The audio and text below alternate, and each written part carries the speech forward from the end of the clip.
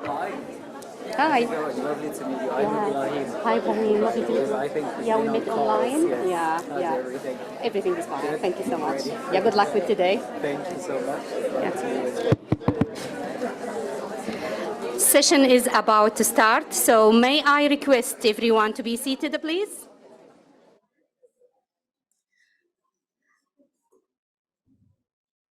And for the first panel, your place here near to me, so if there's anyone still with the audience, please join us.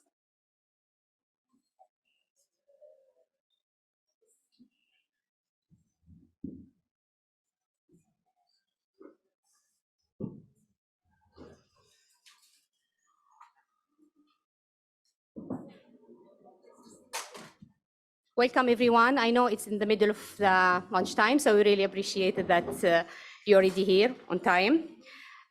Please be informed that interpretation is available in English, French, and Spanish, and that this session is being recorded and live streamed.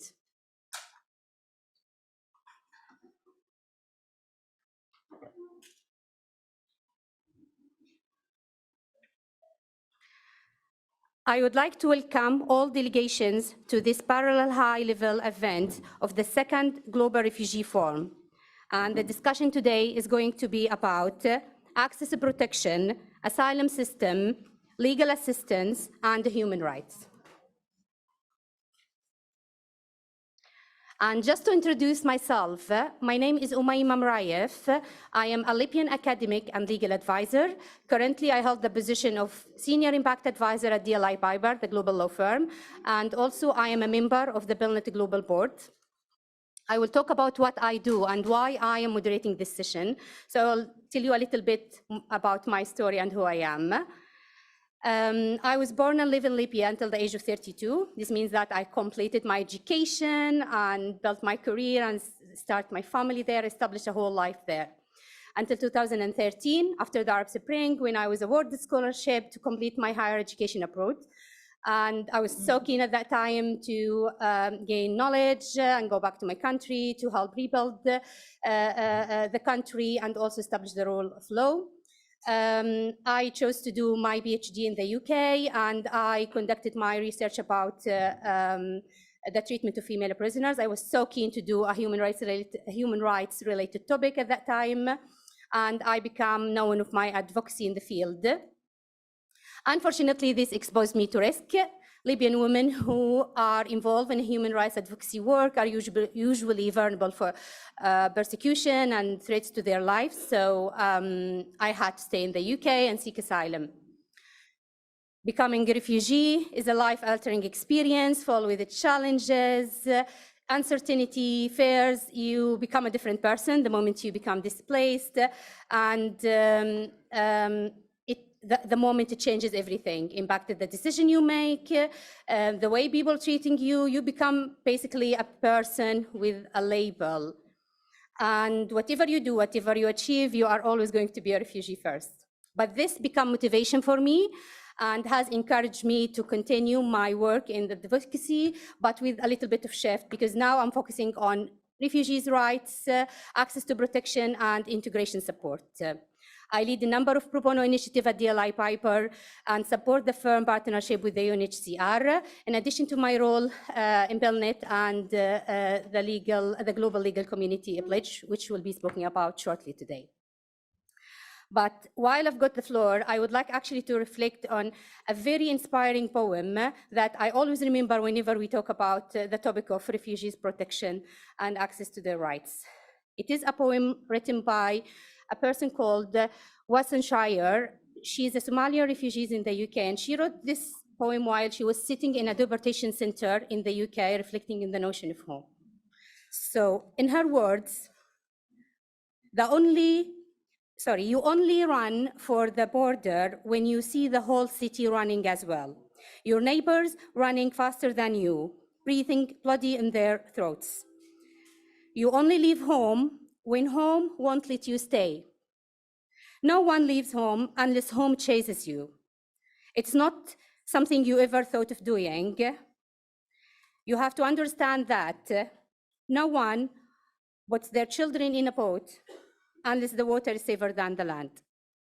I always believe this is a very powerful poem, and I would encourage everyone to read the entire piece. And I believe this is also a powerful way to start our discussion today and highlight the amazing work that every one of our speakers are doing to implement and achieve the Global Compact on Refugees objectives. And just for you to know, for background information, the Global Impact on Refugees adopted by the United Nations General Assembly in 2019. And it's kind of a comprehensive framework which seeks to ensure that the rights and the dignity of refugees are being respected and upheld. Protection is one of the cornerstones of the Compact, and the fundamental principles of protection and the standards related to that principle act usually as a guide to collective and collaborative efforts of stakeholders to achieve the Compact objectives. At this historical moment, collaboration among protection actors is more crucial than ever. Today's event will showcase the impact and the power of collective action to strengthen asylum systems, provide legal assistance, and also uphold the human rights for forcibly displaced people. This is also the 78th anniversary of the Universal Declaration of Human Rights. So it's time for us to celebrate the human rights principles that underpin the right to access to protections for forcibly displaced people. Today, we have an impressive lineup of distinguished speakers, both from the panel and the audience, and they all will showcase the progress they made in their previous pledges and also highlight good practices. They will also share the contributions of their organizations and governments toward strengthen access to protection, which is through fair and efficient asylum system, increased legal assistance for forcibly displaced people, and also the promotion of human rights for this community. Today, we brought together a diverse set of stakeholders in the area of protection, including refugees-led organizations, states, judiciary, non-government organization, and the private sector. And I believe this collective effort and collective pledges is actually a good demonstration of what we call the whole of society and the multi-stakeholder approach, which lies actually in the core of the Global Compact on Refugees. We hope to inspire more people to join these pledges, and we encourage more innovative and impactful partnership to enhance the protection of refugees at all levels, local, national, regional, and international levels. In our world today, we need more strong, courageous, and independent voices to defend the rights of forcibly displaced people and stateless persons. This is why we will talk about capacity development, cooperation, exchange of good practices, effective partnership, so we always make sure that protection is centralized. Without further ado, and I am aware of the limited time that we have today, I will now invite Ms. Gillian Triggs, Assistant High Commissioner for Protection from UNHCR, to make opening remarks. Over to you.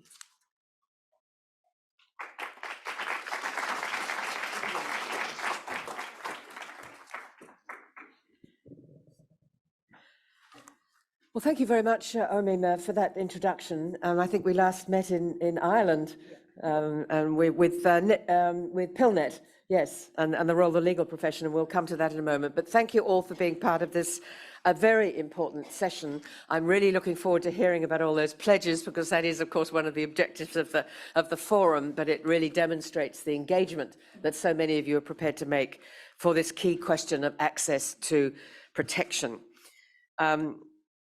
There's no doubt, of course, that it is access to protection that lies at the heart of our work, at the heart of the Global Refugee Forum.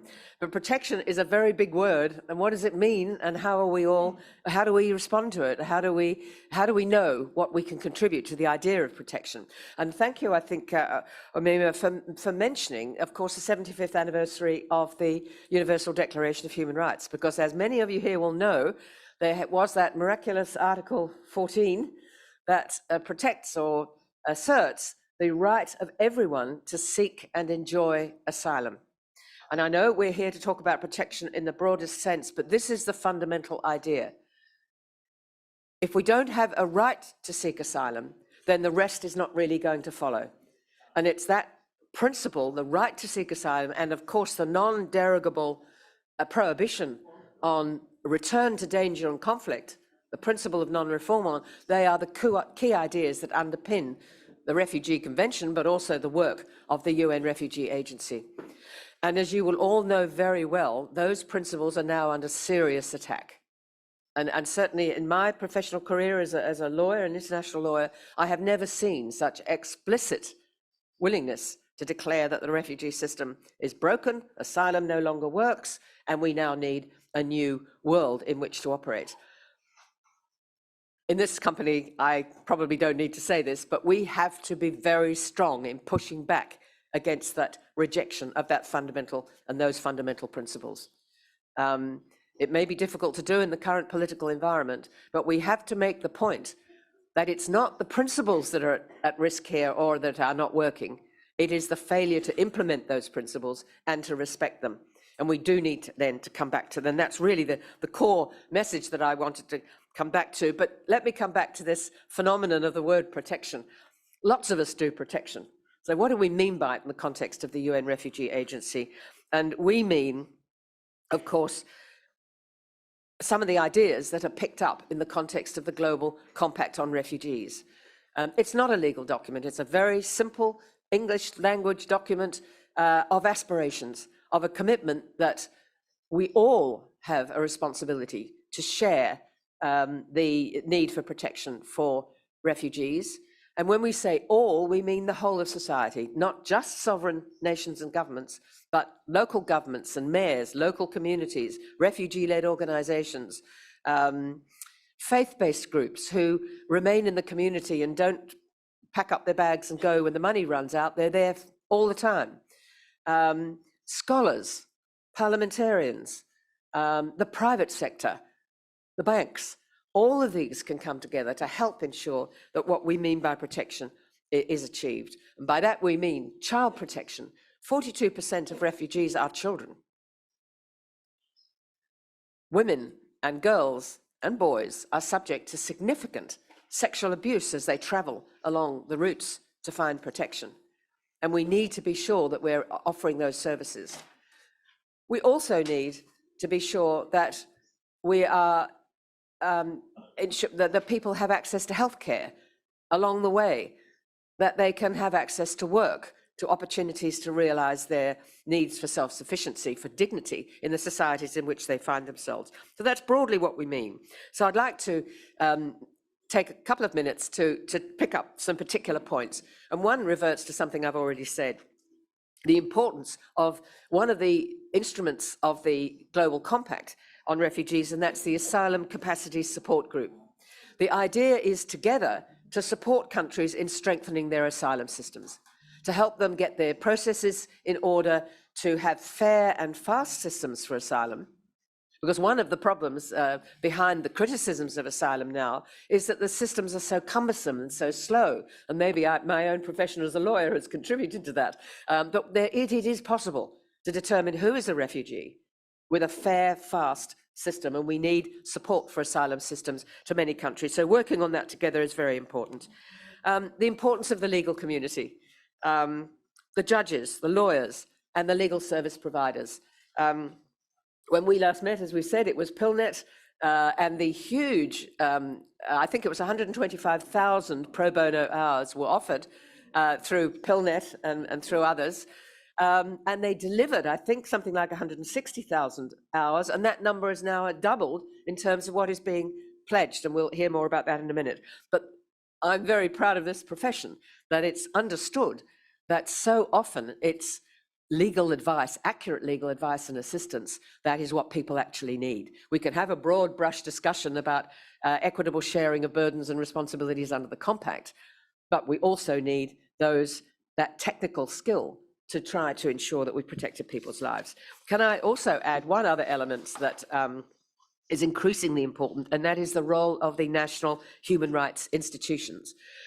before I took this job, I was the president of a national human rights institution, and I know that they sit between the government on the one hand that appoints them and the people they are attempting to serve and to protect. They have a highway to the government. Don't always listen to them, but nonetheless they have access to government in a way that not all countries do. So we now have GUNRI, which I've forgotten what it all means, but it's the Global Alliance of National Human Rights Institutions, I think. But that organization is the secretariat, and it provides support for about 120 countries which have national human rights or similar bodies to provide a vehicle for promoting improvement in laws, improvement in policies, but also being a voice that can represent the views of the people that we serve and attempt to protect. So can I conclude then for thanking you for the time to speak? I'm very keen to hear about the pledges, but can I repeat really the call to action for commitments and pledges to ensure that we safeguard that principle of the right to claim asylum, that we ensure that no country ever allows the refoulement to danger, and that we ensure protection in meaningful ways to those people seeking support from the international community. Thank you all very much.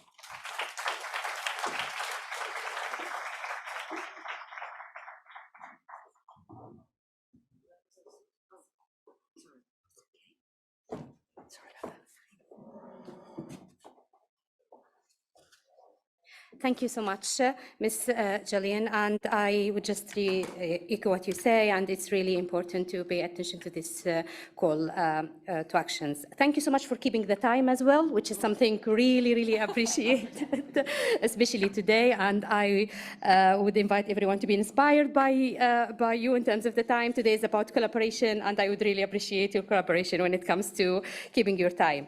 Okay, I will give the floor now to Mr. Ibrahim Abu Sinnah, Director of the Refugee Legal Aid Program, St. Andrews Refugee Services, Egypt. And the question for you, Ibrahim, today, if you can please explain how collective action increase access for refugees. Over to you.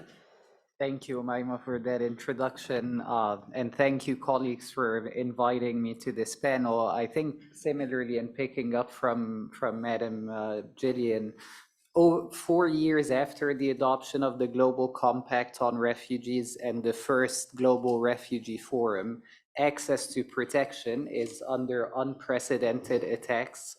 Policies and operations intended to externalize borders continue to grow more violent and unfortunately more creative. Denial of access to territory is hindered by border fortification, and non-entrée regimes, even in the face of those fleeing genocide and war crimes, and the detention and deportation of refugees, including children, is on the rise. With the weakening of the institution of asylum, it has become necessary to critically evaluate whether our collective pledging for the past 4 years has yielded the results that are necessary, or address the most pressing challenges facing refugees in the world, and to consider how we can use collective action to address some of these challenges. Today in this panel, I'm trying to introduce a number of great pledges that are quite ambitious. The Asylum Capacity Support Group pledge aimed at enhancing the capacity of national asylum system by improving fairness, efficiency, adaptability, and integrity. The National Human Rights Institutional Pledge, representing over 120 national human rights institutions and emphasizing the role that these institutions can play in safeguarding and advancing access to protection. The pledge of the Platform of Independent Experts on Refugee Rights, aimed at greater promotion of human rights protection, including of refugees and asylum seekers, as well as pledges by the Special Rapporteur on Trafficking in Persons and the International Association of Refugees and Migration Judges. Last but not least, we have the legal community pledge that Madam Triggs referred to, which is focused on expanding access to justice through legal aid and services to refugees. This year, the Legal Community Pledge has adopted a focus on supporting the inclusion of refugee within staffing as legal practitioners and leaders of grassroots organizations. This is a pledge that has grown since its inception to include law firms, legal aid providers, but also refugee-led organizations. Together, these pledges offer the opportunity of collective action to enhance protection. But it is also important for us to reckon that, despite those collective actions and pledging, after 4 years, there has been a deterioration in access to protection. As a staff member of a refugee-led organization, I think that one of the ways to achieve impact is through the prioritization of refugees and experiences in our work, in our decisions, and in our approaches. This can ground us in realities of the risks and the denial of rights that refugees face on an almost daily basis, not the needs of states or the challenges faced by NGOs. We need to prioritize refugees. Guided with refugees' own experiences as a community, we should adapt regularly to address challenges that are most pressing for refugees. This can only be a reality by increasing in and partnering equitably with grassroots refugee-led organizations that carry the biggest share of the burden in responding to emergency refugee needs and situations within their communities, not through NGOs and through NGOs. Through this approach, our collective action can meaningfully engage the systematic violence and injustices that refugees are facing on an almost daily basis. Thank you very much. Thank you so much, Brian, for your contribution. I will move now to the update on the asylum capacity. And before going to this section and to the speakers, let me first introduce you to the Asylum Capacity Support Group and the pledge. So the group was established in 2019 during the last forum, and it received 61 pledges focusing on the strength of the national asylum systems through collaboration between states and other stakeholders. And an impressive amount of work was done to achieve the commitment made. Today, over 30 good practices are on the group platform to help with exchange of knowledge and expertise on asylum issues. From the perspective of the key stakeholders, we start with the states, and we have today 3 panelists speaking about asylum capacity, and will share their experiences regarding the partnership with the Asylum Capacity Group, support group, and also lessons they learned and their plans for the coming giraffe period. And I will hand the floor now to Mr. Julien Bochat, Director General of the French Office for the Protection of Refugees and Stateless Persons. Merci beaucoup. Bonjour à toutes et à tous. Je vous remercie de l'opportunité qui m'est offerte de partager quelques aspects de l'expérience de l'Office français de protection des réfugiés et apatrides en matière d'appui au renforcement des capacités d'asile. Alors je précise que l'Office français de protection des réfugiés et apatrides est l'agence française en charge de l'examen des demandes d'asile. Alors comme cela a été rappelé tout à l'heure, le renforcement des capacités d'asile est une priorité du Pacte mondial sur les réfugiés, priorité qui a justifié la création d'un mécanisme spécifique, le groupe d'appui aux capacités d'asile. Et la France a souhaité contribuer dès le premier forum mondial en 2019 à ce mécanisme. Il s'agit d'un instrument essentiel dans l'accès à la protection internationale, en donnant les moyens aux pays de premier accueil d'assumer pleinement leurs responsabilités en la matière. Un instrument qui joue un rôle à côté d'autres dispositifs dans lesquels la France a également pris et renouvelé des engagements importants, notamment la réinstallation et les voies complémentaires, par exemple les couloirs humanitaires ou les couloirs universitaires. Alors depuis 2019, nous avons accumulé un peu d'expérience en matière d'appui aux capacités d'asile. Ainsi, un programme de coopération portant sur des sujets allant de la réforme de la législation en matière d'asile jusqu'à la rédaction des décisions prises sur les demandes d'asile a été mis en œuvre au Niger en 2021-2022, aux côtés de plusieurs autres États partenaires. Et un nouveau partenariat a récemment été initié avec le Tchad. Au vu de cette expérience, je voudrais ici partager avec vous, très modestement, quelques réflexions sur ce que sont à mes yeux les principaux facteurs de succès en la matière. Ces facteurs de succès, j'en identifie au moins 3. Le premier, c'est de identifier des domaines de coopération qui correspondent au calendrier propre à chacun des pays concernés par le partenariat envisagé, et au sein de chaque pays, identifier des acteurs de coopération qui soient prêts à s'engager dans des actions concrètes. Par exemple, l'existence de projets de réforme de la législation en matière d'asile peut fournir une opportunité utile pour une coopération. Mais dans d'autres cas, c'est la volonté de mettre en œuvre de façon concrète un cadre juridique préexistant qui fournira cette opportunité. En tout cas, il faut qu'il y ait un calendrier, un agenda qui s'y prête. Le second facteur de succès, je crois, c'est autant que possible de s'appuyer sur une expérience antérieure de coopération avec le pays concerné, ou à tout le moins sur une connaissance réciproque qui crée de la confiance et favorise l'engagement dans un partenariat concret. À cet égard, d'autres domaines de coopération, comme la coopération en matière de développement ou dans le domaine de la protection internationale, la réinstallation, peuvent utilement préfigurer un partenariat sur le renforcement des capacités d'asile, car ils favorisent la connaissance des acteurs et des besoins. Ainsi, les pays avec lesquels, dans la période récente, nous avons travaillé au renforcement des capacités d'asile sont aussi des pays à partir desquels nous mettons en œuvre des programmes de réinstallation. Enfin, le troisième facteur, c'est de veiller à la complémentarité avec d'autres mécanismes ayant un objet similaire, qu'ils soient bilatéraux ou régionaux, qu'ils impliquent d'autres acteurs étatiques ou des acteurs non étatiques, y compris de la société civile.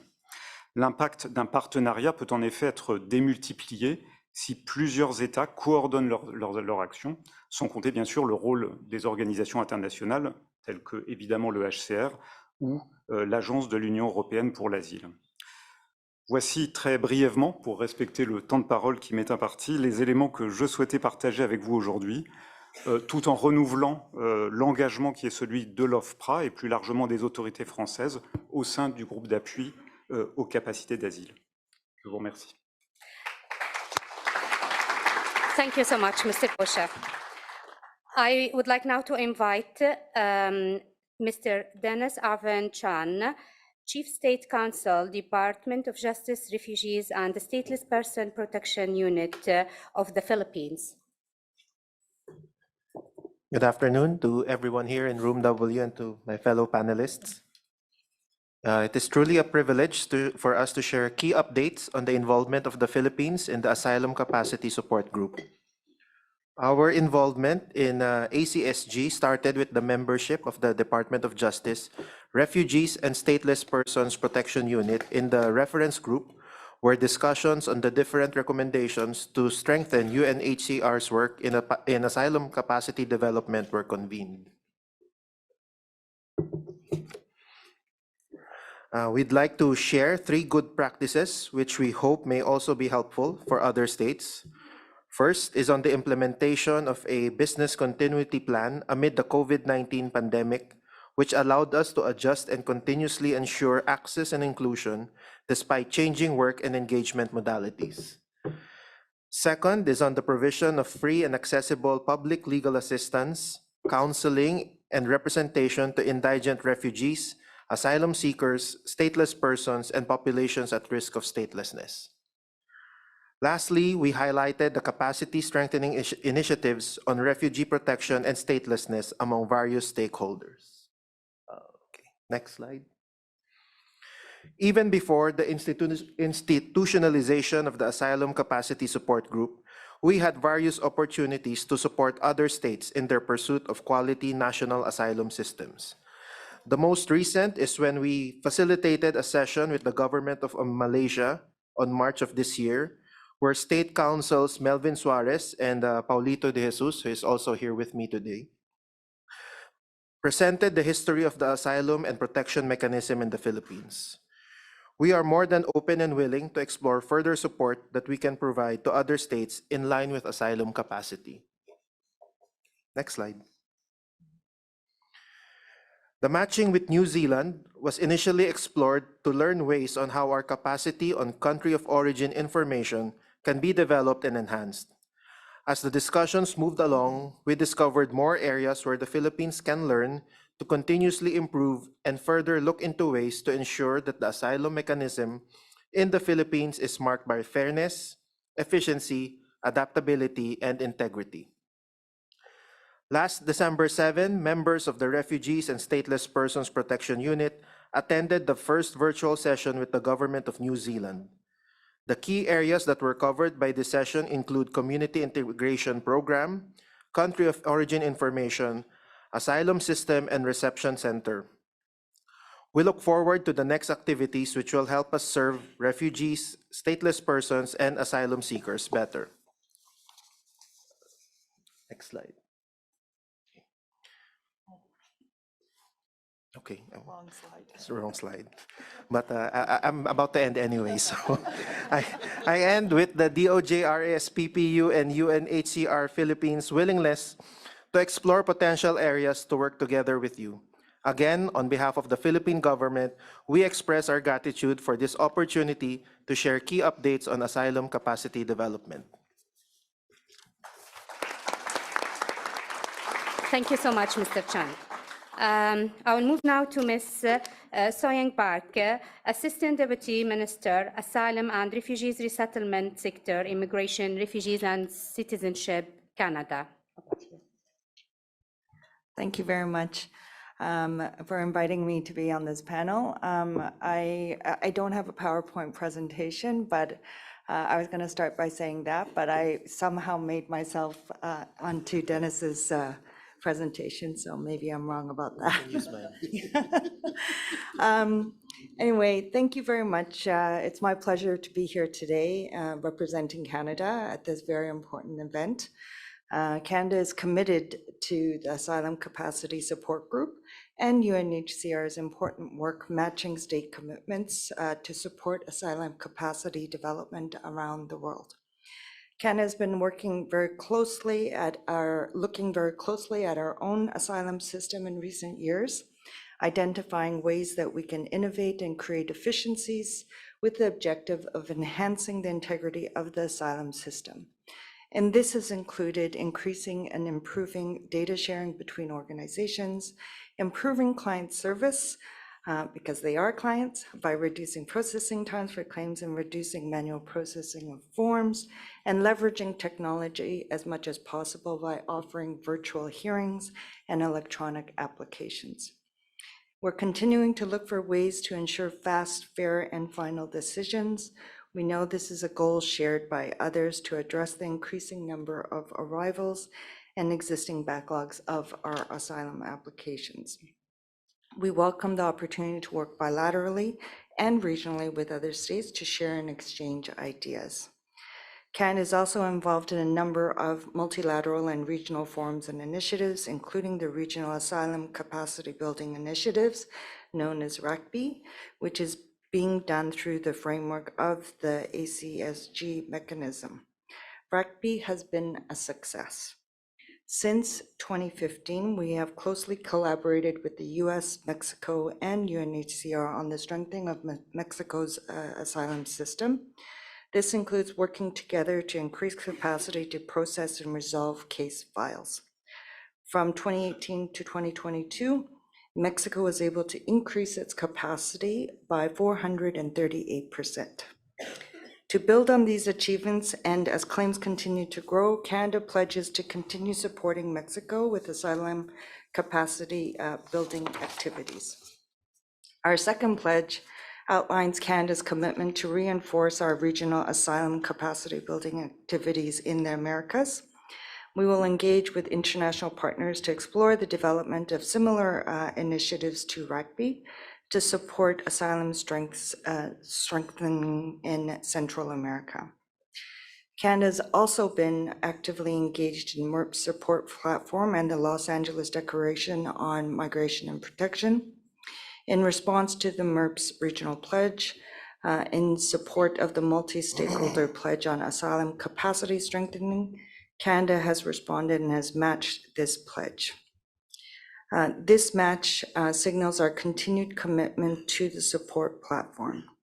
This mirrors our third pledge in which Canada pledges to continue our engagement with the MERP support platform by formally pledging capacity building assistance in Central America, which will help relieve pressure on asylum in the region, and it includes a 1.4 million for the UNHCR for the second phase of a project to help Costa Rica, Guatemala, and Honduras process asylum claims in a timely manner. Lastly, under the LA Declaration, Canada is leading the Investing in Asylum Action Package with our work seeking to develop steps towards fast and fair decisions. As part of our fourth pledge, Canada will leverage information from a mapping exercise of asylum needs across the Americas to promote the alignment of assistance efforts. Thank you very much. Thank you so much, Ms. Park. And thanks for the three speakers for these reflections of the experiences of the states and also for sharing these good practices and achievement. And thanks for keeping the time. So I will move now to talk about the International Association of Refugees and Migration Judges Pledge. The association was formed 20 years ago with the aim of fostering the recognition of the right to seek asylum as an international right established under the international law. In 2019, the African chapter made a pledge to train judges and policymakers to ensure the correct interpretation of the international refugee law. I now invite the Honorable Justice Don Stan Malabo, the President of the African Chapter of the IARMG, who will tell us about the implementation of 2019 pledge and the objective of the 2023 pledge. Over to you, Justice Malabo. Thank you very much. And good afternoon to my fellow panelists. The International Association of Refugee and Migration Judges, the Africa chapter, appreciates the invitation to participate in this session. Our interest is rooted in the interpretation and application of international refugee and migration law. In this context, the 1951 UN Convention, its 1967 protocol, and in Africa, the 1969 OA Convention take center stage. We acknowledge that the institution of asylum and the system of refugee protection are currently under tremendous stress globally. Asylum seeker numbers continue to rise, as we heard yesterday, including displaced and stateless persons. There are also rising trends in asylum system abuse. One also hears of hospitality fatigue amongst host countries, as well as misplaced xenophobic sentiments based on perceived threats to job security and other domestic interests. All this negatively impacts standards of refugee protection.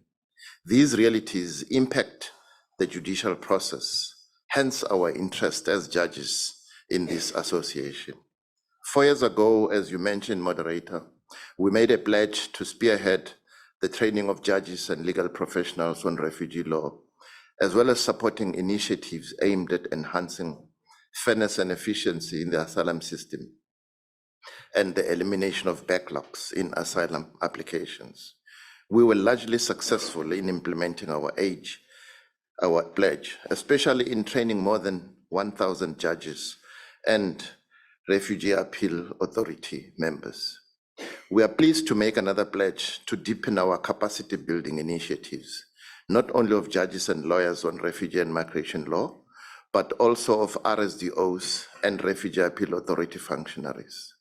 We also aim to support initiatives aimed at advancing the eradication of statelessness in Africa by promoting the development of international and regional nationality law aligned with human rights standards. We also aim to support the finalization of the African Charter on Human and People's Rights Protocol on the specific aspects of the right to a nationality and eradication of statelessness. We will also support initiatives such as those announced by the IGAD state parties and others seeking the harmonization and enhancement of asylum in Africa. My chapter, my association through the Africa chapter is well placed to implement this pledge through our continental initiatives and footprints. You will be pleased to know that we have an English Center of Excellence that assisted us greatly in complying with our pledge that we made 4 years ago.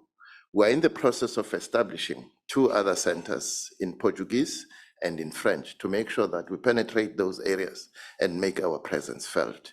We therefore think we are well placed to implement our pledge and to deepen refugee and asylum protection.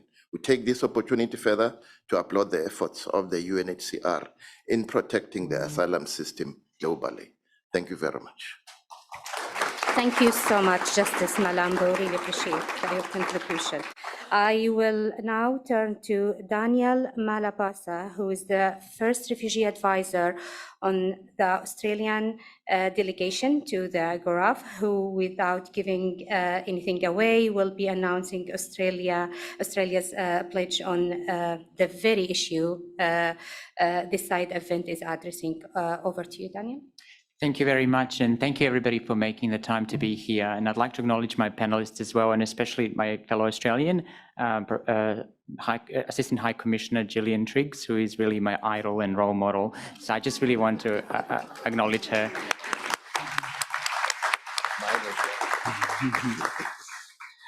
Imagine your whole life resting on one single inconsistency in your asylum application. In the asylum procedure, the burden of proof is on the individual to prove they have a well-founded fear of persecution. That means the individual's story must be consistent and sufficiently detailed. This is often not possible for people who have experienced trauma in their plight to safety, where remembering granular details is difficult. One solution to the refugee crisis is funding legal aid. Legal aid must be given the same weight as food, clothes, and shelter. As UNHCR has emphasized, fair and efficient procedures are an essential part of full and inclusive application of the Refugee Convention, enabling a state to identify who should benefit from protection under the Convention and who should not. Providing access to legal representation is a key part of ensuring that asylum procedures are fair and efficient. As a practicing lawyer myself, as Australia's first refugee advisor at the Global Refugee Forum, as a refugee myself from the former Yugoslavia, and as someone who volunteers at one of Australia's leading community legal centres, Refugee Legal, and I also want to acknowledge David Mann, who is a remarkable man in this space. And I've run out of superlatives to describe everything he's done for refugees in our country and across the world. So I'm really proud to announce that Australia will commit to supporting comprehensive protection and solution strategies in the Asia Pacific and support states, including those who are smaller and emerging, to develop and strengthen their asylum systems and protection capacity. Pledge to provide over 48 million to legal service providers from early 2024 to boost legal assistance for onshore protection visa applicants. Pledge to continue to share practice and policy lessons from Australia's journey away from held detention of children, especially within the Asia Pacific. Reaffirm commitment to ensuring that held detention is only used for the shortest practical time, where necessary, reasonable and proportionate under the Migration Act, and further pledges to progress initiatives under the Alternatives to Held Detention program. Thank you. Thank you, Daniel. Please join me to thank our first panel, who will leave the podium and give the floor to our second panel. And while this transition is happening, please allow me to introduce you to this giraffe video. It was produced about the legal pledge and the pro bono assistance for the Ukrainian refugees by a network of pro bono lawyers in Poland. It's a 3 minutes video to play. Мене звати Ела. Коли ця війна прийшла, і коли наше село потрапило в окупацію, ми мусили швидко їхати. І коли я стала на землю у Польщі з своїми 2 малюками, я була спустошена, я була злякана. У мене не було жодної допомоги. Я взагалі не знала, як я буду далі, але я знала, що я в безпеці.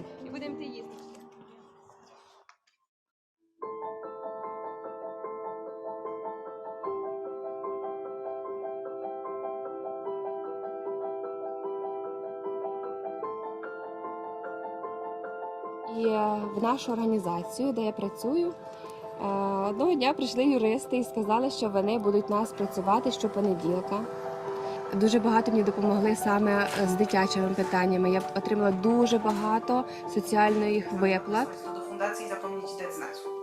The case of Ella is one of the very common cases that we have here. When we knew that the war started, we just realized that there is a lot of things that we have to do.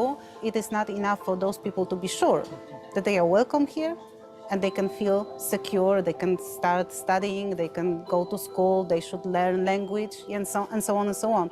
So every time I meet a person, I try to listen to this person, I try to do my best to help this person.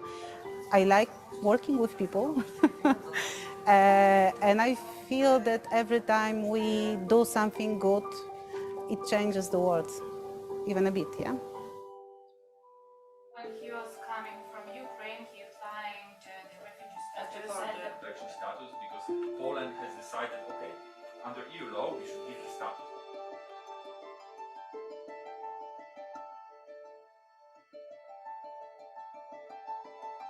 This is something that you don't have to be paid for. You can just do it and you can feel good with yourself. It's something magical in being a lawyer, studying law, interpreting the provisions, and actually also helping people. And this is not only when the war is in Ukraine, but this is something that can be forever. I hope that they will find a peace here in Poland and that they can simply feel secure here. Тому що весь цей період, який вона була поряд зі мною, я відчувала себе в безпеці, начебто за мною такий сильний тил. Дуже класно, дуже добре. Тут моїх дітей дуже люблять і допомагають усім. Я б сказала, і дуже дякую, тому що взагалі підтримка всього світу дуже важлива. Дуже важлива.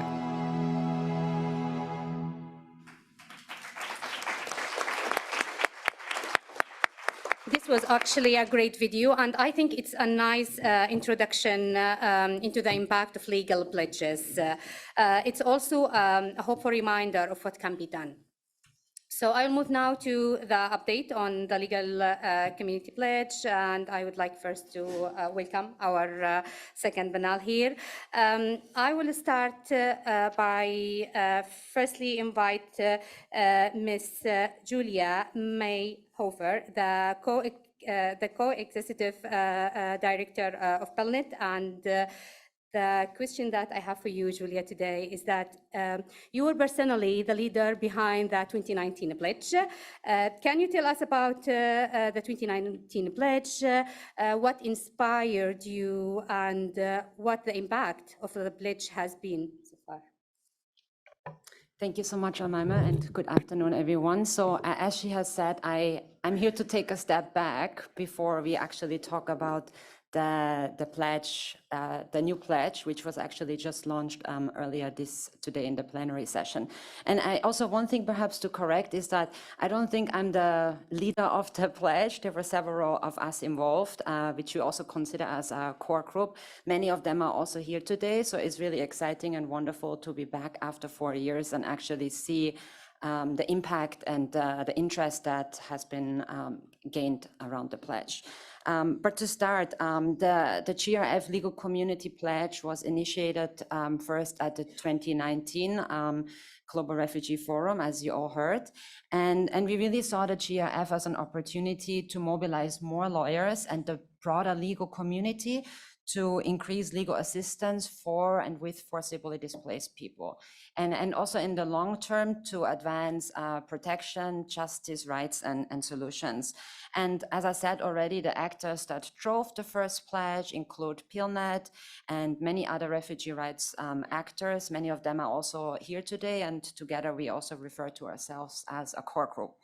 Back then, over 80 stakeholders signed on to the pledge, included NGOs, bar associations, law firms, and corporations. And among the commitments made, the private sector signatories to the pledge committed to provide over 127,000 pro bono hours. You saw the number also in the video, and it was also referred to really support the legal needs of forcibly displaced people and also of the organizations that work with and for them. The interest and the impact around the pledge has really gone beyond, I think, a lot of people's expectation, including my own expectation. And I wanted to take this opportunity to highlight some concrete example. So in the first 3 years of the pledge, private sector signatories provided 580,000 pro bono hours, which is an estimated monetary value of $400 million US. And this actually surpassed the original commitment by 30%. The legal community also mobilized across borders to provide vital legal support for those impacted by crisis. And for example, PILNet collaborated with UNHCR, European lawyers in Lesbos, and pledge member law firms and lawyers who had been displaced from Ukraine to scope a collaborative pro bono project. And as you saw in the video, the project was actually established in 2022 and has since then, in the first 8 months, provided assistance to over 2,250 people. Pledge members also came together to explore and support greater refugee participation, including sharing good practices and principles around refugee leadership and equitable partnerships, and launching programs to support the inclusion of refugees within legal programming and launching programs of the hiring with refugees with legal backgrounds. And then 2 last examples. Some of our pledge members also hosted pitching roundtables in Asia, through which we actually facilitated pro bono legal assistance for 21 projects. Some of them also led to the development of collaborative pro bono projects, for example, in the areas of complementary pathways.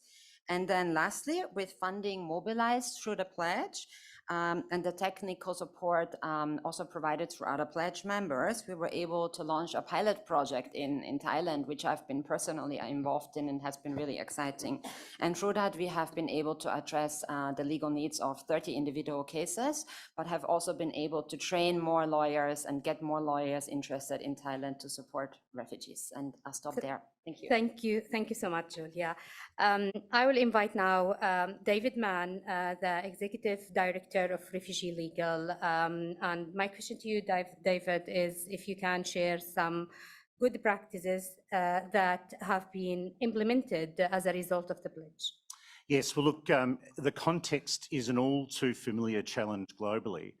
In the face of acute unmet legal need, how to provide high quality legal aid to many more thousands of people seeking protection each year.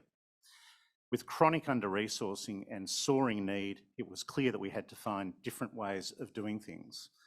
Refugee Legal's pro bono program in Australia has developed a solution through a new and transferable model underpinned by pro bono partnerships. It's a powerful case of collective action that expands refugees' access to rights, to justice, and lasting solutions to their displacement. It also improves the effectiveness of national asylum systems, particularly in line with the overarching purpose of proper identification of protection need by states. The essence of the solution was building partnerships with pro bono law firms. But with this innovative model, a major expansion of our pro bono partnerships with a collaboration of hundreds of volunteer lawyers from multiple large law firms, providing legal aid together under the same roof and online in the same program at the same time, our Refugee Legal Clinic program, so competitors becoming a community.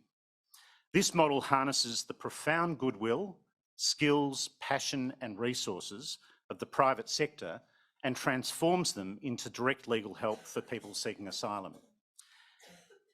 This answers the question, how do you tap into the deep reservoir of goodwill which clearly exists in the private sector? How do we get corporate firms, how do we give corporate firms the opportunity to contribute in a meaningful way? We've developed a system that transforms generalist legal skills into specialist legal skills, helping thousands of displaced people to access quality legal help, and unprecedented legal need has been matched with unprecedented pro bono legal capacity. So far, we have 25 corporate law firms on board, major corporate law firms, as well as some new partnerships with their global tech, IT, pharmaceutical and banking clients. Over 500 lawyers providing pro bono assistance each year worth well over $20 million, and a major contribution to legal aid of over 17,000 people each year. These relationships and resources have multiplying effects for our capacity and impact, including our ability to respond rapidly and to mobilise in response to new legal needs due to global crises, most recently Afghanistan, Ukraine, Myanmar and Israel Gaza.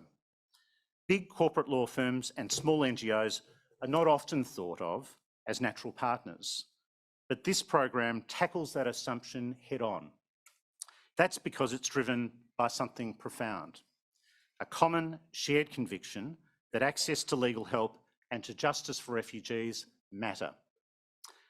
There are multiple mutual interests and benefits, but the following comment from one of our pro bono lawyers assisting Afghans amidst the recent crisis captures the essence.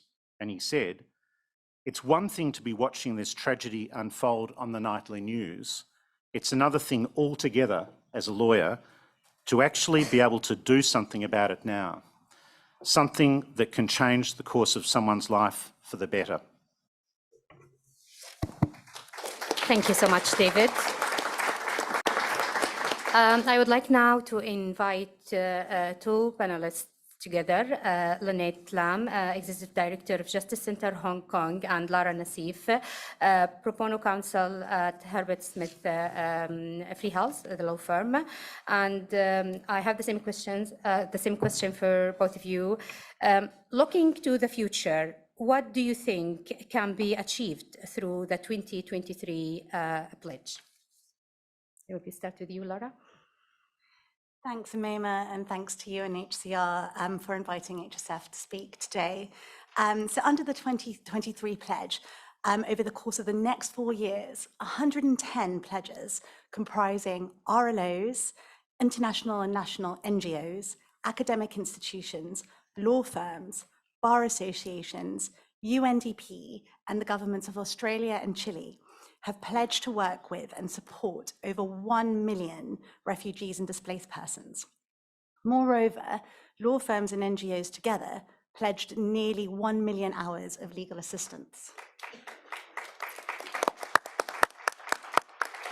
which is really fantastic. And this is over 300,000 more hours than were provided under the first pledge.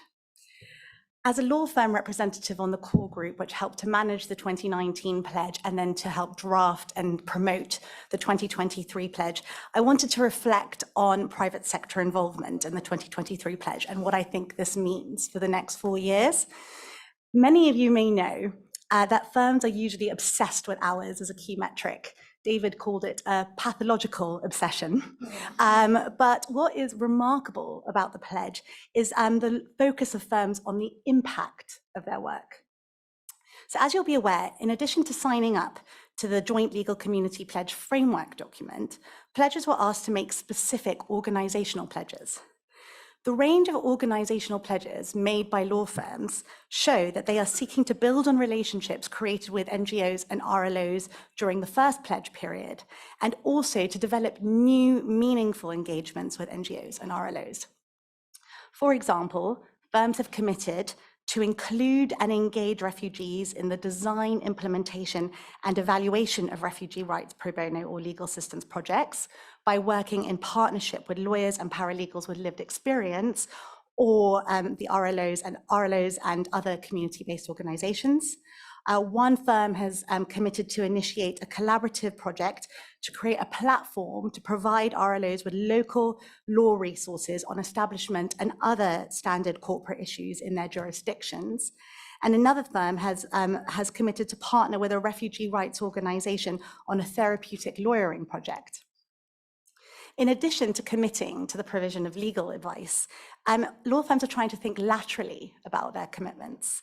For example, we've seen pledges to second legal professionals to help increase the capacity of NGOs and RLOs, to explore the hiring of refugees and displaced persons through skilled worker visas and mentorship programs.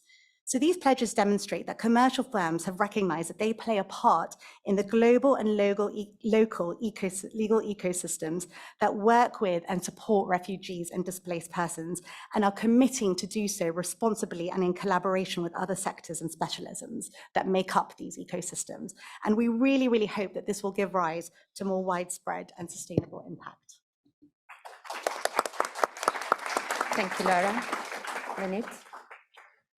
Thank you. Thank you for this opportunity to really reflect and look to the future. Justice Centre Hong Kong, we have been involved in the pledge since 2019, so we are absolutely thrilled to see the amount of support today. And as Laura shared, the number of hours and the people who we are pledging to support. But beyond those numbers, what does this actually mean in practice for people on the ground who continue to find protection elusive? From a perspective of a local NGO founded on collaborative models with the private sector and using legal strategies to enable protection, we believe that this pledge can be truly transformative on individuals and systems. The hours and collaborations have and will lead to more people having prompt access to legal help and representation. This enables people to know the law and use it, meaningfully engage with it, which is absolutely critical for people to exercise self-agency. But beyond this, we are seeing a growing network of diverse and committed legal actors who are sharing, learning, and collaborating, and adopting and normalizing good practices. And with all of this, the momentum is building. It's building for a shift from reactive and ad hoc projects to deeper and long-term partnerships that sustain and expand legal services. David shared the experience of Refugee Legal. Justice Centre has also seen an increased interest from the private sector, which has allowed us to start scaling up our legal empowerment program for people at risk of detention. The momentum is also building for increasing investment in localized strategies for localized protection. Julia spoke about the project in Thailand, where funding was mobilized for local lawyers and legal actors to design and implement a new program to address unmet legal needs. And there are new platforms emerging through this pledge for local NGOs and RLOs to present strategies and solutions and seek financing and partners. And crucially, the momentum is building for the centering of refugees in legal programming as colleagues and partners. We have a long way to go, and entrenched biases and structural barriers will take much more than collective commitments to shift.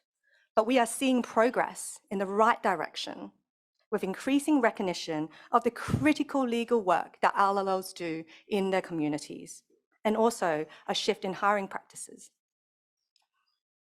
The law can be a powerful tool for protection if we work collectively and inclusively to harness the full spectrum of experience, expertise, and resources within a global legal community. And looking to the future, we hope that the next GRF will be reflecting on, amongst other things, progress made on sustained and impactful partnerships, and greater investment in localized strategies that are led by refugees and host communities. And along with the other pledges that are showcased here today, systemic reforms that lead to people accessing protection, that safety, dignity, full realization of rights in practice. Thank you very much. Thank you, Lynette. It's great to hear about this achievement and updates about the Global Legal Community Pledge. And I will move now to the introduction of National Human Rights and Institutions Pledge. And as you all know, national human rights institutions usually play a crucial role in advocating for and helping to ensure the respect of human rights and the rule of law at national level. And therefore, I would like to invite Ms. Amina Bouayesh, who is the Secretary of the Global Alliance of National Human Rights Institutions and also the President of the National Human Rights Council of Morocco. And the question to you, Amina, if you could please tell us more about the role that national human rights institutions can and do play in supporting the human rights of forcibly displaced people and stateless people, and how this global pledge may help to provide even greater protection to this community. I will try. I will speak in French. Comme vous savez, les institutions nationales, et Madame Gillian a bien expliqué que nous sommes des institutions qui ont, je dirais, un accès aux autorités concernant le plaidoyer et les questions de promotion. Nous avons l'accès, premièrement, pour proposer, pour interpeller, mais aussi pour critiquer. Donc, dans ces trois volets importants dans lesquels nous travaillons, les questions des personnes déplacées et des apatrides, une des questions aussi qui fait aussi cadre de notre négociation. J'aimerais aussi rappeler que nous travaillons dans un contexte difficile et ça devient de plus en plus difficile avec ce que nous voyons maintenant et nous nous réunissons tous et nous avons bien relevé depuis hier jusqu'à présent les défis dans un monde aux prises des conflits et des crises. Le sort des déplacés et des apatrides, c'est toujours en quête de sécurité et de la protection, exige, je pense, au nom des IDH, une attention particulière et d'action urgente pour la protection. Donc, au cours de la résolution des défis auxquels sont confrontés se trouve le système juridique de protection. En effet, pour ouvrir une protection efficace, garantir leurs droits de manière juste et équitable. C'est important, ces deux qualificatifs. La justice prend une place centrale. Et il est de devoir des États de garantir un accès adéquat, que ce soit sur le plan législatif, administratif, logistique et financier. Dans ce contexte-là, les NDH agissent. Ils ont un rôle crucial, veillant important la mise en œuvre des normes universelles des droits de l'homme par le monitoring, par le reporting, par aussi le traitement des plaintes que nous recevons de ces personnes déplacées et apatrides. Bien évidemment, je dirais, les INDH donc, représentent cette vocation. La première, à mon avis, trois vocations importantes des INDH dans leur action quotidienne. Premièrement, appuyer les autorités compétentes pour harmoniser la législation nationale avec les normes internationales. Important, c'est-à-dire une plateforme universelle d'action. La deuxième, garantir la promotion de l'accès des déplacés et des apatrides à leurs droits fondamentaux. Pas uniquement, je dirais, de sécurité, mais surtout la santé et l'éducation. Le troisième, c'est mener une action de plaidoyer auprès des autorités concernées, publiques, pour la mise en place, et ça c'est un nouveau pledge, je dirais, un mécanisme d'orientation afin de garantir l'accès à la justice et aux services sociaux sans discrimination. Les INDH aussi, les INDH conformes au principe de Paris et indépendants sont des mécanismes de recours non judiciaire pour les citoyens et les citoyennes et toute personne étrangère sur le territoire. Et enfin, adopter une approche inclusive en intégrant les déplacés et les apatrides dans les initiatives des politiques publiques des pays d'accueil. Donc, la société civile, dans je dirais, dans ces actions des INDH, est un partenaire et allié important pour les INDH. Il apporte beaucoup pour nous sur ces volets dont je viens de parler, et pour nous, et nous avons jugé qu'il mérite un appui opérationnel, un appui financier de manière à ce qu'il puisse remplir son rôle important. Donc, par exemple, le CNDH du Maroc a mis en place un programme avec le HCR Maroc de renforcement des capacités pour la société civile, y compris les ONG constituées par les étrangers résidant sur le territoire marocain.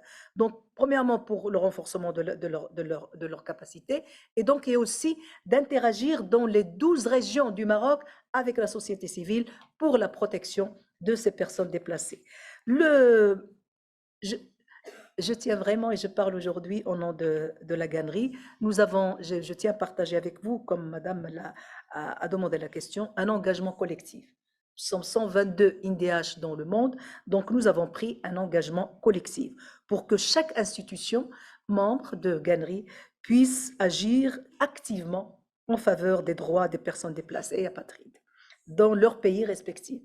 Et nous avons, le HCR et les Ganneries apporteront leur soutien dans ce processus d'action sur le terrain. La Gannerie, bien évidemment, encourage vivement les INDH à soumettre leur propre pledge à l'instar.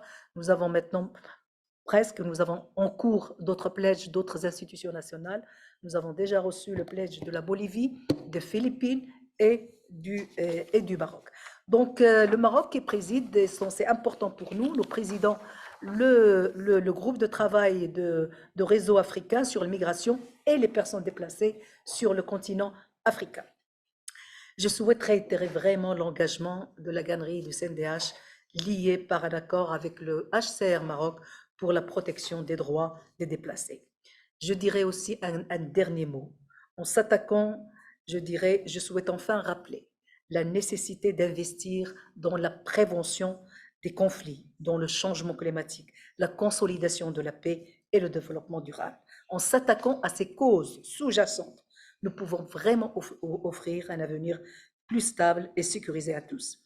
Les vicissitudes et de la politique internationale ne peuvent, en ces moments graves, à aucun cas éclipser notre engagement universel constant pour la dignité humaine, ratifié déjà et adhéré en 1948 depuis 75 ans. Merci beaucoup. Thank you so much, Mr. Boayash.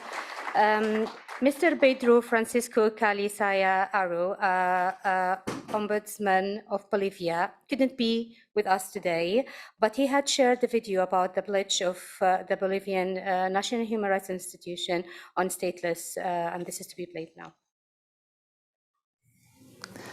La Defensoría del Pueblo está en proceso de construcción de una ley de apatridia. Esta ley que se presenta en su construcción, que se impulsa en su construcción, a la evidencia de la existencia de procesos de movilidad humana irregular a nivel mundial y local que se incrementan exponencialmente y obviamente estos son más complejos y riesgosos.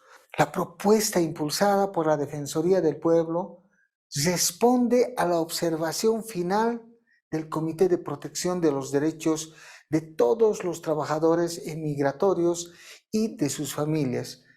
Es en este contexto que la Defensoría del Pueblo, conjuntamente ACNUR, está impulsando la aprobación de este proyecto de ley que implicará que el Estado boliviano avance cualitativamente en la protección de las personas necesitadas de protección internacional. Esto es vital. Este documento ya fue presentado al CONARE del Estado Plurinacional de Bolivia y estamos ahora a la espera de formalizar este proyecto de ley ante la Asamblea Legislativa Plurinacional. Thanks for Mr. Aro for this contribution. And now we will move to talk about the platform of independent expert on refugees' rights pledge. And just for the background information, the platform of independent expert on refugees' rights is a newly established platform composed of international and regional independent human rights experts who aim to focus on rights of refugees and asylum seekers. And I will now invite Ms. Priya Gopalan, chair reporter of the working group on arbitrary detention, and member of the platform of independent experts on refugees' rights, to talk on behalf of the members of the platform. And my question to you, Ms. Bria, if you could please tell us more about the new platform on refugees' rights and why it is its members have established this initiative at this time. Over to you. Thank you very much, Madam Moderator. Good afternoon, distinguished panelists, colleagues. Now, against the backdrop of the 75th anniversary of the Universal Declaration of Human Rights, it is my pleasure to speak about the newly established platform of independent experts on refugee rights, or PEER as it's called. Now, PEER comprises of a number of independent international and regional human rights experts who have pledged to collaborate jointly to promote greater understanding and implementation of international and regional norms and standards relevant to the human rights of asylum seekers and refugees.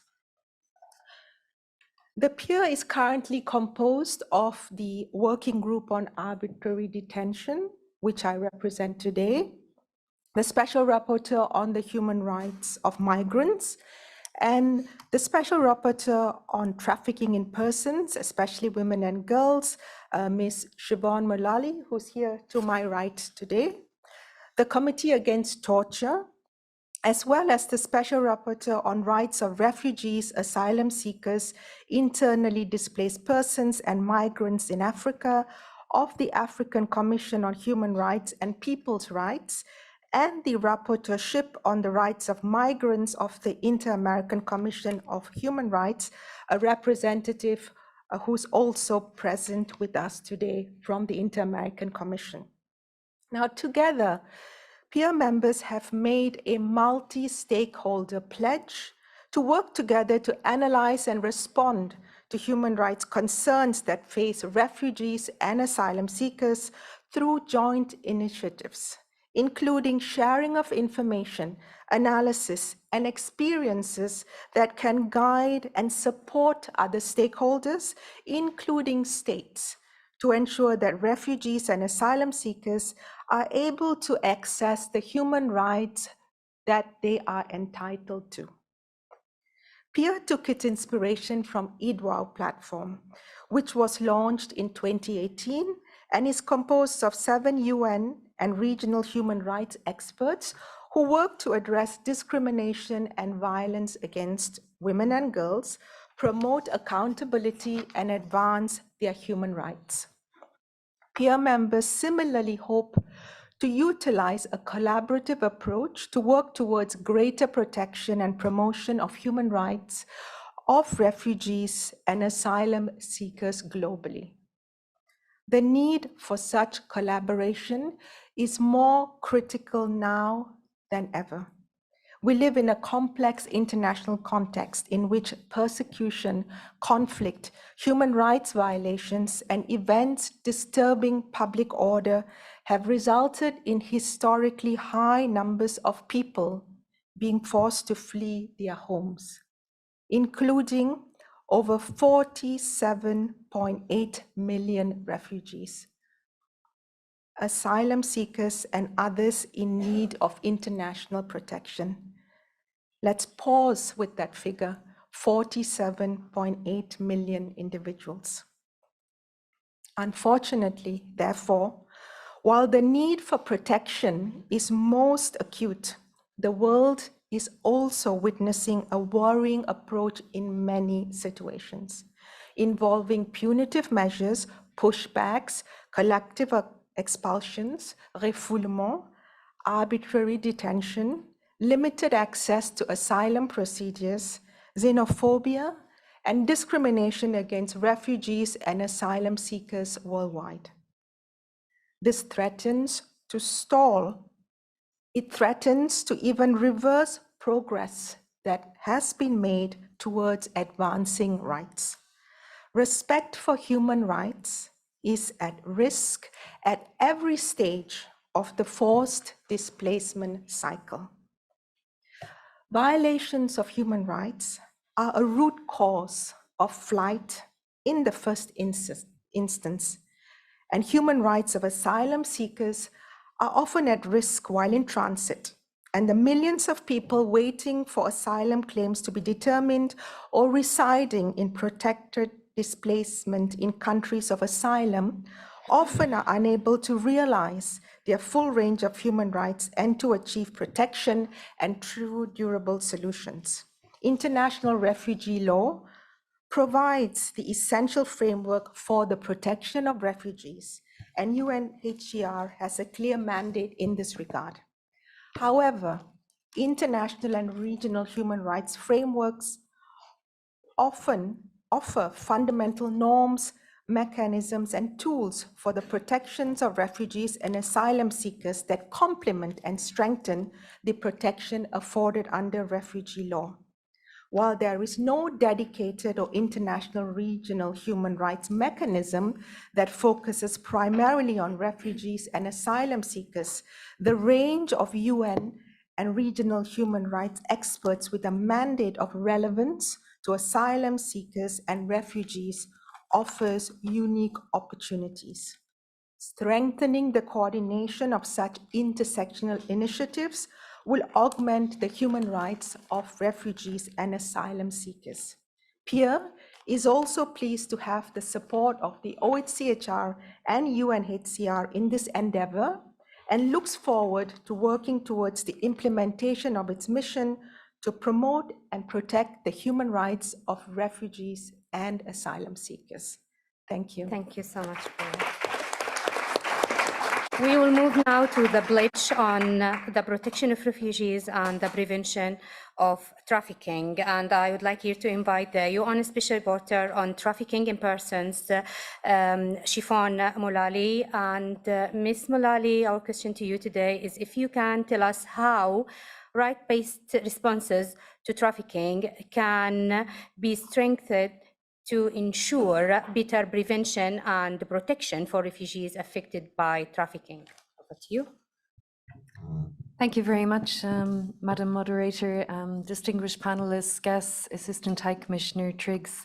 Thank you for the opportunity to speak to you today about the launch of the multi-stakeholder pledge on preventing trafficking in persons among asylum seekers and refugees and ensuring effective access to international protection for trafficked persons. The multi-stakeholder pledge is launched with the support of UNHCR, ILO, IOM, UNODC, and ICAT, the interagency coordinating body on action against trafficking. Too often we see that international law and the international community and states focus on trafficking in persons as a serious crime, which it is, but fail to recognize that it is also a serious violation of human rights, and in contexts of conflict may also amount to a violation of international humanitarian law, may also amount to a violation of international criminal law, and may give rise to a right to seek and enjoy asylum from persecution. We know that forced displacement increases risks of trafficking for asylum seekers and refugees who often are in protracted situations of uncertainty and precarity, with limited access to education, decent work, or safe accommodation and protection services. The risks of trafficking for purposes of sexual exploitation, forced labor, child and forced marriage, or exploitation in criminal activities are greatly heightened in such contexts.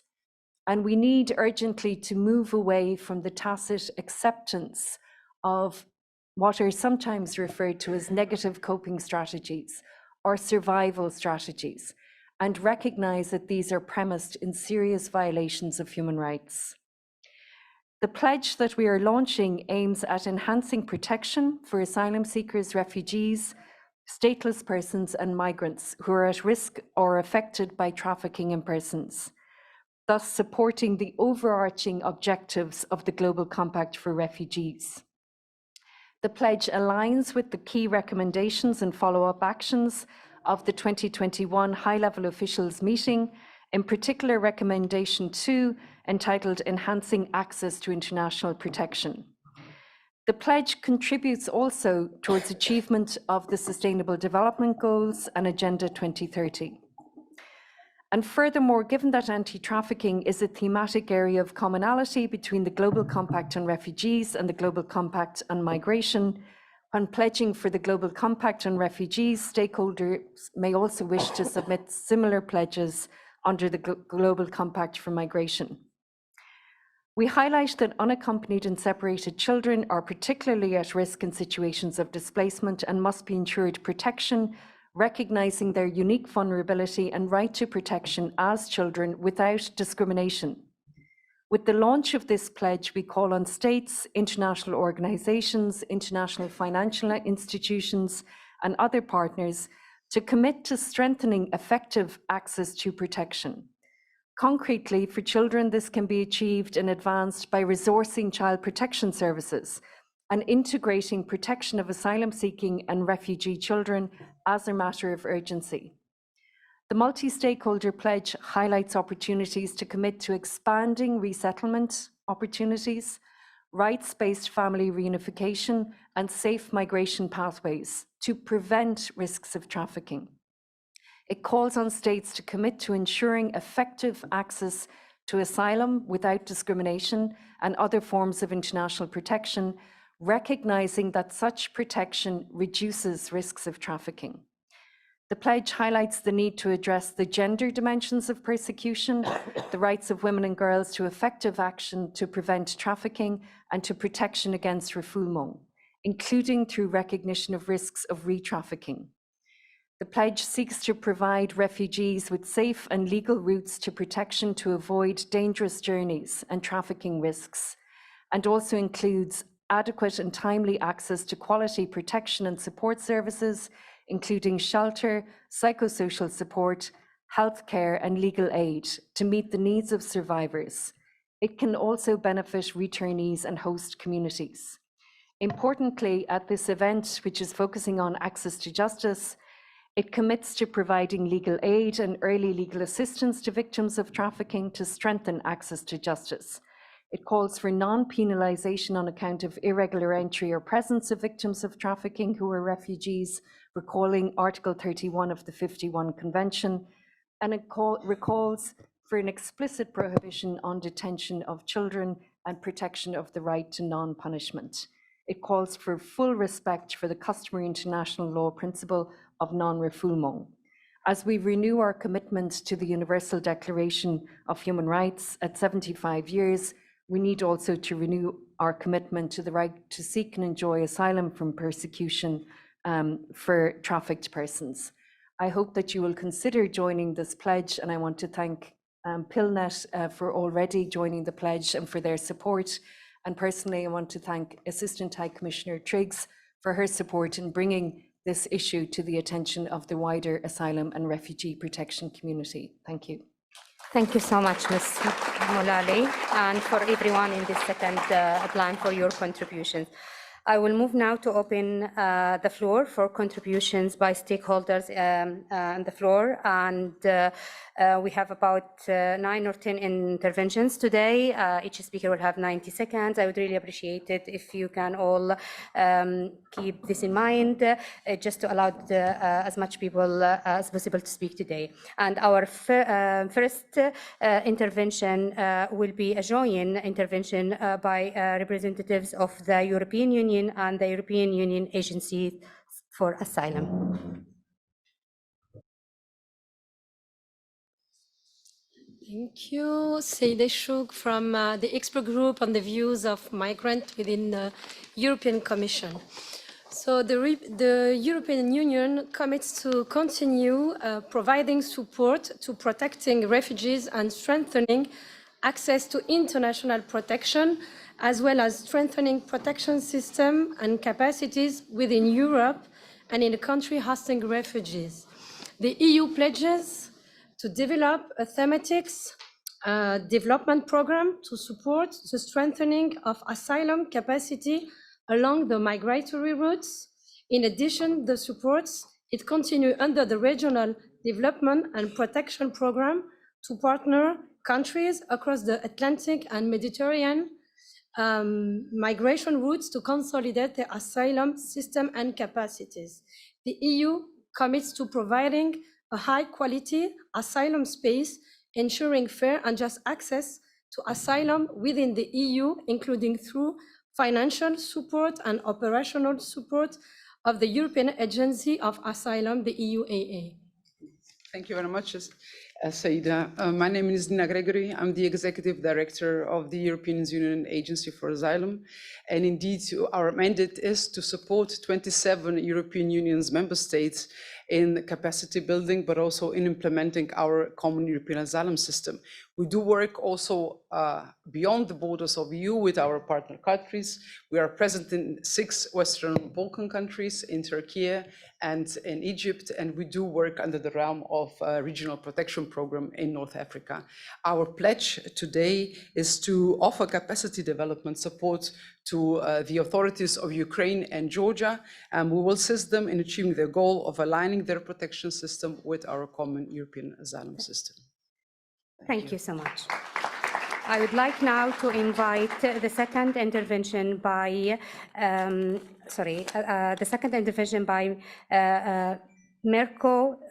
Mercosur, Brazil. Sorry if I.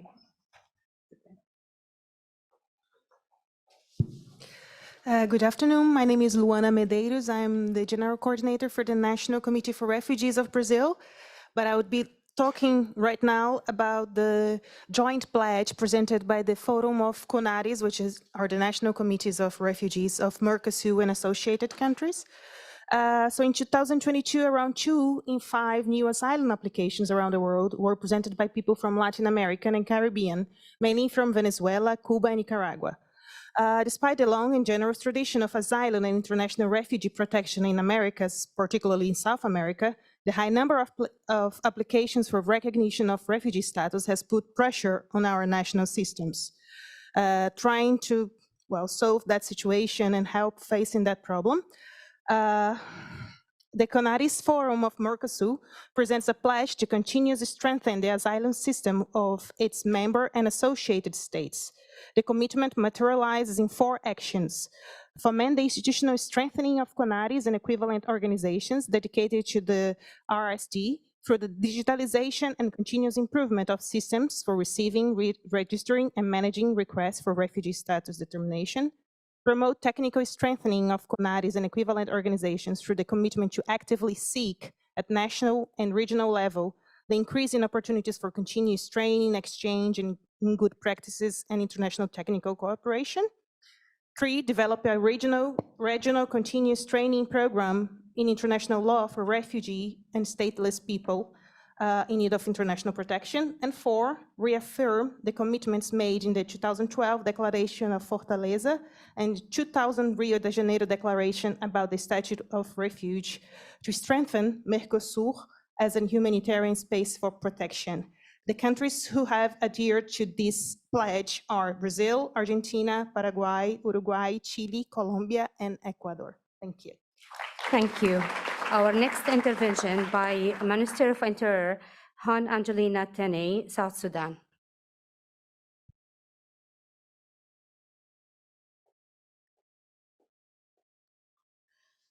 Thank you very much. Our pledge, actually, we have added, we had 5 pledges in 2020 and 2019, but we've added one on protection, capacity strengthening, asylum system, and documentation. South Sudan has an open door policy to the refugees in the region.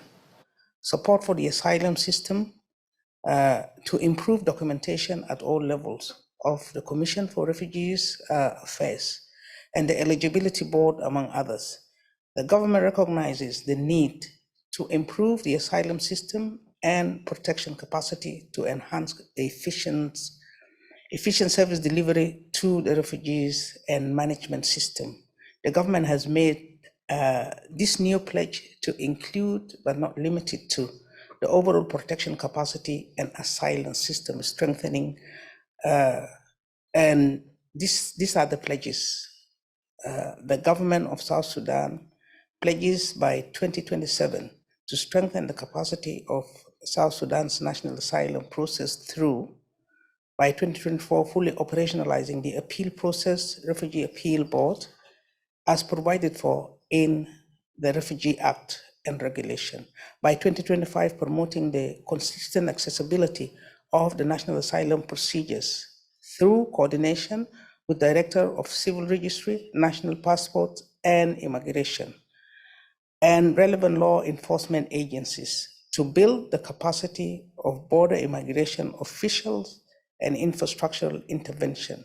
By 2025, developing interoperability between asylum case management system and refugee identity card processing system to enhance the efficiency of document issuance, including the introduction of biometric refugee IDs and machine-readable conventional travel documents. By 2025, increasing the funding of the Commission for Refugee Affairs through the national budget to review human resource policy and develop government scheme for service for the Commission for Refugees Affairs efficiency and effectiveness. By 2026, implementing digital solutions in the asylum process for reception, identification, registration, and scheduling to allow for more efficient case management and address backlog through data gathering and to support tracking asylum claims.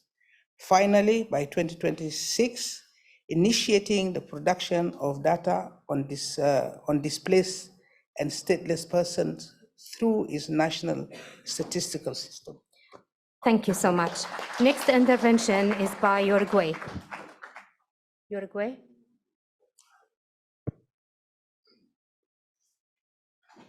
Thank you very much. My name is Álvaro Mersinger. I am the Uruguay ambassador here in Geneva. Let me start. I will try to respect the 90 seconds that you asked to, but let me say that I'm very impressed for the panel, all the pledges that have been made. I think it's important meeting this one. First, I would like to be invited Uruguay to this panel. So I would like to say that within the GCR, Uruguay has committed to work on reforming the regulatory and administrative frameworks to ensure a strengthened harmonious synergy between the refugee status determination system and migration law, and to guarantee refugee protection through achieving data quality and system integrity, ensuring the interoperability of the databases of the registrations and documentation systems for refugees and refugee seekers, developing differentiated refugee status determination procedures. For such actions, efforts will be made to optimize existing resources for the asylum refugee system by the Uruguayan state, as well as with technical and financial contribution for UNHCR, the Asylum Capacity Support Group, ACGG, and its interested donor countries. Thank you very much. Thank you. I would like now to invite, the next intervention is going to be by Bregjan, Dr. Tamar Mehta, Director of the Syrian Refugees Affairs Directorate. Jordan. Thank you, Dr. Umaima. Good afternoon, everyone. I will try to make it short as much as I can. Syrian Refugees Affairs Department in Jordan harmonized the refugees documentation by continuing delivering and further improve refugee documentation cards. We hope and we look up to have it or smart cards later on. Second point is the streamlined urban movement by people and goods by strengthen and simplify process relating to leave permits. This is which to reach urban areas from refugee camps, and removal of practical obstacles to be transfer of goods also for commercial purposes. We are trying also effective access to legal identity by continuing and further enhance efforts to improve civil documentation service, from which both Jordanian and non-Jordanians individuals, including refugees for sure. And the benefit will be after modernization of systems and digitalization of documentation. The third one I would like to talk about, or I will make it short, very short. We are talking about two good practice here in Jordan we are doing for the Syrian refugees camp. We have done a community policing assembly or council. They can meet with the authorities and UNHCR representatives together, and they decide in that council whatever they need for that camps. And the second thing we have done already last month, a gender office in our department, according to UN resolutions 1325 for peace and women and security, so they can encourage the Syrian refugees, girls and women, to engage with the activities over there and to improve our duties. Thank you, Dr. Omay. Thank you. Thank you so much, Dr. Tamer. And now the next intervention by Ms. Cecilia Anderson, Head of Unit Danish Refugee Council. Sorry, Cecilia. That's fine. Thank you, Amaima, and thank you for an excellent panel here today. So DSC is a proud member of the Legal Community Pledge Group, and we are pleased to announce our continued commitments today. I think we've heard today that the importance of legal assistance and legal empowerment for refugees and with refugees cannot be overstated.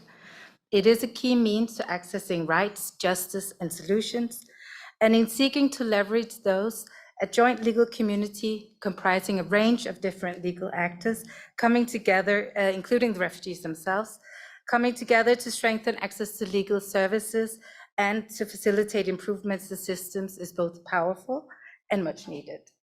So DSC concretely commits to increase its reach of legal services together with partners, to strengthen our legal environment building efforts, and to support collaboration and coordination of legal aid in humanitarian context, together with national legal actors and RLOs. DSC also commits to advocate for the recognition and adequate resourcing of legal aid as an integral and important part of humanitarian responses. Finally, we commit specifically to improve legal services within the area of housing, land, and property, and in line with the objectives of the ACSG mechanism to strengthen legal aid in and around asylum seekers, protecting the rights of asylum seekers, including, importantly, the right to seek and enjoy asylum. Thank you. Thank you, Cecilia. And now the next intervention by Mr. Sergiu Carrera, Head of Section Research Fellow at the Center of European Policy Studies. No, he's not here today. All right, so the next intervention will be by Ms. Maria Claudia Polido, Assistant Executive of Secretary of the Inter-American Commission on Human Rights. Secretary, sorry. No, muchísimas gracias. Es para mí un honor estar esta tarde en este foro tan relevante y este panel que pone el centro en la protección de los derechos de las personas refugiadas. Tengo el honor de representar a la Comisión Interamericana de Derechos Humanos y de anunciar los siguientes compromisos. Primero, en el marco de su mandato de promover, observar, defender y proteger los derechos humanos en la región de las Américas, continuará promoviendo los derechos de las personas con necesidad de protección internacional. De manera particular, la Comisión se compromete en 5 líneas de acción. Primero, continuará con el monitoreo y la formulación de recomendaciones para los estados de la Organización de Estados Americanos, con el objeto de avanzar en la promoción de derechos de las personas en situación de desplazamiento forzado y que requieren protección internacional. Segundo, difundirá los estándares interamericanos desarrollados y particularmente en los principios interamericanos sobre derechos de las personas migrantes, refugiadas, apátridas y víctimas de trata. Además, difundirá su informe sobre debido proceso en procedimientos de protección, y quisiera anunciar con gran alegría que el día de ayer la Comisión Interamericana publicó una resolución sobre la promoción del derecho a la nacionalidad, la prohibición de la detención arbitraria y la erradicación de la apatridia. En tercer lugar, la Comisión promoverá la importancia del reconocimiento de nuevos factores de desplazamiento forzado y nuevas hipótesis que generan la expansión del principio de no devolución, en particular en casos relacionados con violencia generalizada, violencia masiva de derechos humanos, así como afectaciones provocadas por nuevas emergencias como cambio climático y desastres naturales. En cuarto lugar, seguirá abordando los movimientos migratorios desde una perspectiva regional y subregional, proponiendo respuestas basadas en la responsabilidad compartida y cooperación internacional con un enfoque de derechos humanos. En quinto lugar, continuará poniendo a disposición de los estados su cooperación técnica. Bueno, no me queda minuto, pero sí quisiera aprovechar para, en nombre del comisionado relator para las personas en movilidad humana, el comisionado José Luis Caballero, expresar su compromiso en participar en la plataforma PIER. Muchísimas gracias. Thank you so much. I think we have time for one more intervention by Jana Roethlisberger, Program Manager, Peace and Human Rights Division, Federal Department of Foreign Affairs, Switzerland. Thank you very much. Excellencies, ladies and gentlemen, distinguished panelists, so little time for so many important issues. I will focus today on the prevention of human trafficking. Professor Moulali, with whom Switzerland enjoys an excellent partnership, has made it very clear. The risk of human trafficking is increased immensely in the context of forced displacement. Forcibly displaced people are particularly vulnerable to exploitation on migratory routes, in refugee camps, and upon arrival in their host communities. To combat human trafficking, Switzerland has announced a holistic pledge involving government agencies, cities, international organizations, and civil society organizations in Switzerland and abroad. At the national level, the State Secretariat for Migration, together with civil society organizations, committed to detecting and assisting all potential victims of trafficking during the asylum procedure. Our capital, the city of Bern, will step up its effort to better identify and assess the risks of trafficking among people who had to flee the war in Ukraine and who settled in Switzerland. And the federal police will equip itself with tools to better identify the crime of trafficking online and by assessing financial transactions. Internationally, Switzerland commits itself to prevent trafficking and to support victims of trafficking in countries of origin, transit, and destination. Thereby, we aim to raise awareness among frontline workers and to strengthen legal and psychosocial support systems. In addition, we fight against labor exploitation through our programs that promote fair and ethical recruitment of labor migrants. Through these commitments, Switzerland joins the multi-stakeholder pledge to protect refugees and migrants at risk of or affected by trafficking in persons. Together, let's meet our words with actions in order to put an end to these human rights violations and crime. Thank you. Thank you so much. I think we can have one more final intervention by HIAS. Thank you very much. And it's a pleasure to join such distinguished colleagues. HIAS serves refugees, asylum seekers, and displaced populations around the world, and we advocate for their fundamental human rights so they can rebuild their lives in dignity.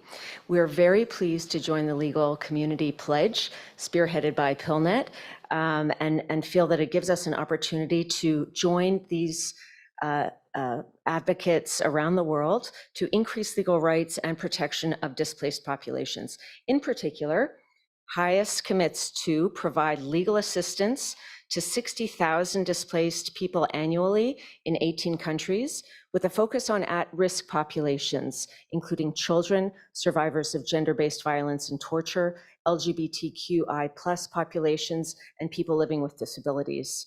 We will work to advance displaced people's access to rights, justice, and solutions through direct government advocacy and advocacy campaigns in at least 5 countries. We'll engage in strategic litigation, along with colleagues, to advance people's access to territory, to asylum, to legal status, and to basic rights such as access to healthcare, education, dignified work. We will also, through our newly launched Center for Refugee Policy, undertake strategically designed research projects focused on legal protection. We will also undertake specific legal capacity development activities and programs for legal stakeholders, displaced people, refugee-led organizations, and other relevant actors in many of the countries where we operate. Thank you very much. Thanks a lot. I think it's time to wrap up. Thank you all for your participation. It's really clear that there is a strong collective will to make positive impact on the lives of displaced individuals and families. I would like just to acknowledge and thank states and other stakeholders who asked to speak from the floor today, but they weren't able to because of the time constraints. Our apology. These include Guatemala, Peru, and Eswatini. You can find their pledges on the GORAF website.